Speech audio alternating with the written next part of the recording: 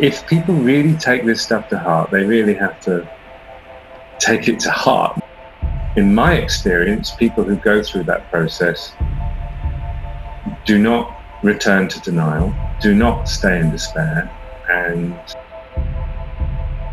they end up in a spirit of cherishing what they have, and cherishing their loved ones, cherishing a walk in nature, and cherishing the opportunity to be open and honest about your feelings and how you see the world, and stop pretending.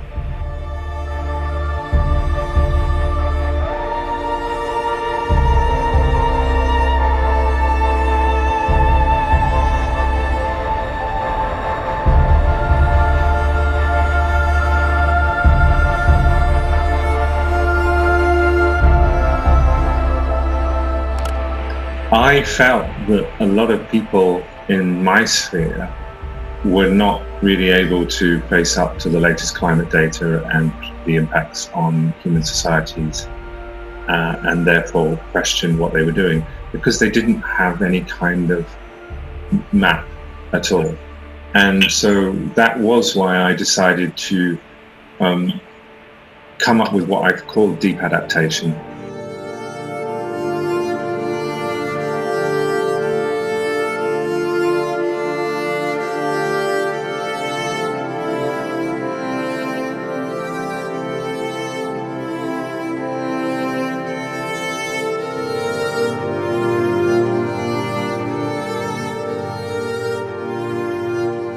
And it's 3 key questions. And it's because also I wanted to not say there are simple answers here, because we're not in control anymore. That's the key thing. And we will act without knowing really whether we're going to be successful in this very uncertain time. So I then introduced the 3 R's. The first one is simply, what is it that we most value, which we want to keep? So it's a question of really going deep into not just trying to keep things as they are, but what is it that we most value that we want to keep? And then the second question is the reverse of that then. What is it that we must let go of, or we'll make matters worse? And I call that relinquishment. And then the third thing, which is, well, what have we sort of lost over the last decades in our hydrocarbon-fueled fantasy civilization, which we could bring back to help. So I call that restoration, and that could be simple things like growing food in our back gardens and spending time with our neighbours playing games rather than just sitting in our own air-conditioned or centrally heated flats watching telly.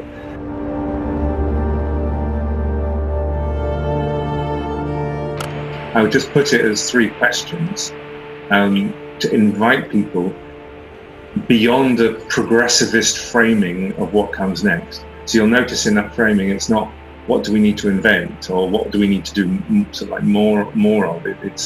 It starts from a place of just breathing, letting go, and okay, whoops, we've really messed up, and let's think again with the less hubris about where we go from here. So that because I think any attempt to offer a bright vision of the future at the moment is an exercise in delusion. For me, I have hope that more and more people will wake up to what's important in life for themselves, and it will include things like curious, kind, and joyful connection with all life, people and nature. And a vision would be that we find that there are many, many more people with open hearts and minds exploring together what the hell to do next, rather than being set on their worldview and proving themselves right because they are scared of the uncertainty that we face.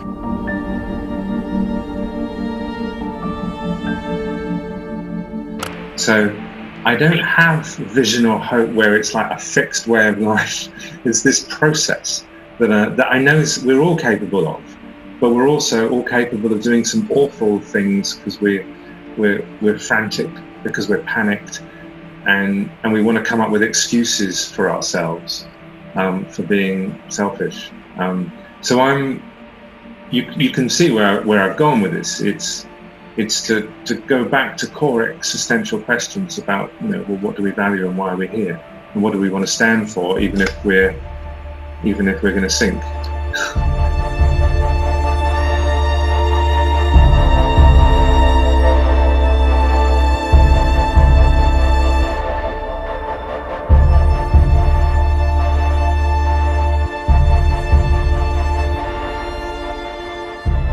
What I've been doing with people who are very incredulous about this analysis is to say, yes, you should be.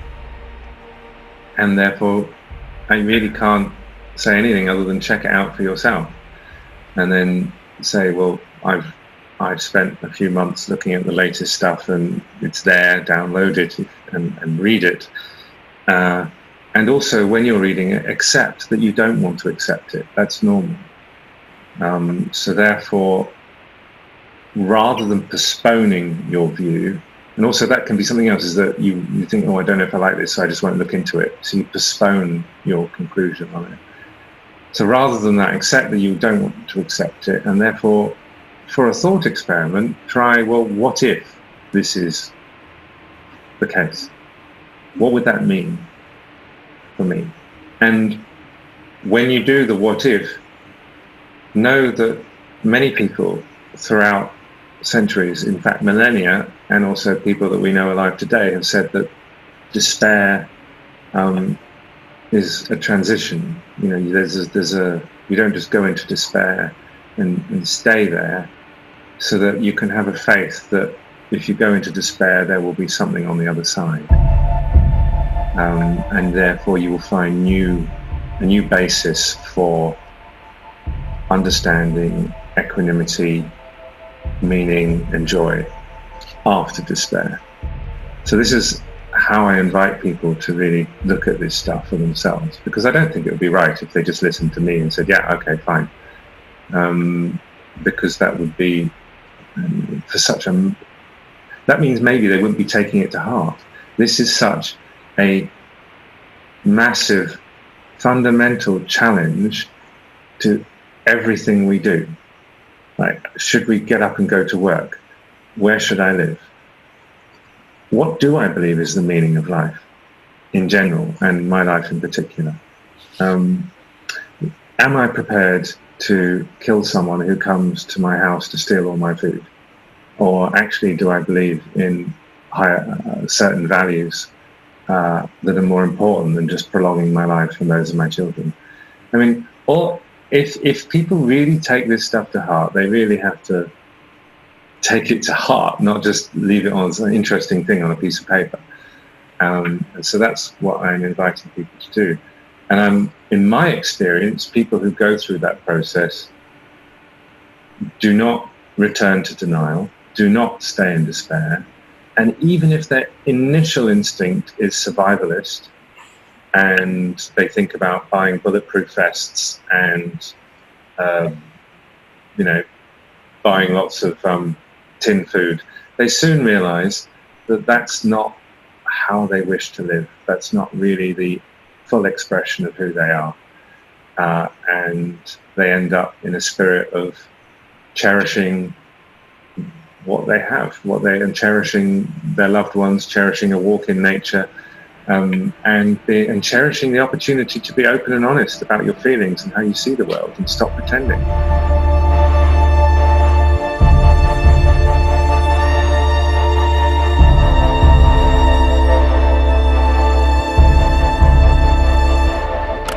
As the environmental constraints begin to feed through into a reduction in the quality of life and the hopes and aspirations of the general public, they become more sensitized to extremist perspectives, whether that's religious or particularly right-wing. And so we're seeing that happening everywhere. Global values surveys show us that people no longer believe that their children will have a better life than themselves. They don't believe that their tomorrows will be better. And they also show us that people are turning away from liberal progressive values in many countries, and there's a rise of nativism and traditional values. This, I think, is showing that people are intuiting that something's up, and therefore that social contract that's implicit, that you kind of obey. you go to school, you work hard, you respect your teachers, you respect the government, you respect your boss, you save, you do the right thing, you'll have a good life. Once that's breaking down, which I think it is in many people's subconscious, if not consciously, I think we're seeing increasingly consciously, then people start questioning everything, and the people who come along and say, well, blame them over there, or just listen to me, I'm a big powerful guy who'll fix it for you, and I'll give you a little bit of an adrenaline rush by making you feel great again, then that's what's going to happen. And I think we're beginning to see it.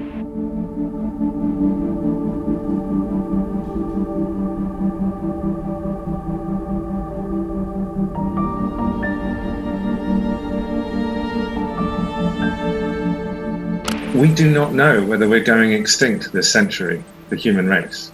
I think the current science makes it an intellectually credible point of view to say that we are going extinct. To say it's inevitable is very, very, very questionable. Absolutely, but you can now marshal an argument that the human race is going extinct this century, and therefore, I think it's important that people take that on board and really think, what if? And that's what I did, and it takes you to another level of grief, and it invites you to another place in terms of what is it that you would believe in if you thought we were going extinct. And then what is good is that it makes you pay attention to things, more transcendental questions, transcendent ideas of love, compassion, kindness, beauty, etc. And also it invites you to think about, well, humans were the potentiality of this planet, and therefore if we value humans, we also value that potentiality of this planet, and something like our consciousness will come again. And so it extends that sense of identity and compassion to the natural world. And therefore, what kind of ancestors are we to whatever is a higher form of consciousness that comes next after humans? Because humans would always go extinct at some point. Every species does. So, and then it raises questions like, well, what do we do with 400-odd nuclear power stations? So then it means we need to take seriously when having internationally operative SWAT teams to bring nuclear power stations to cold shutdown, to do something about securing the radioactive cooling pools in countries where there is collapse. And I don't know, the thing is that this agenda is huge. I mean, I don't know, maybe that exists already, publicly or privately, I have no idea. But it's just once you switch into this mindset of that collapse is coming, it changes what you talk about. And that's what my work is now doing. It's inviting people to think imaginatively about, well, what do we do if we think collapse is coming?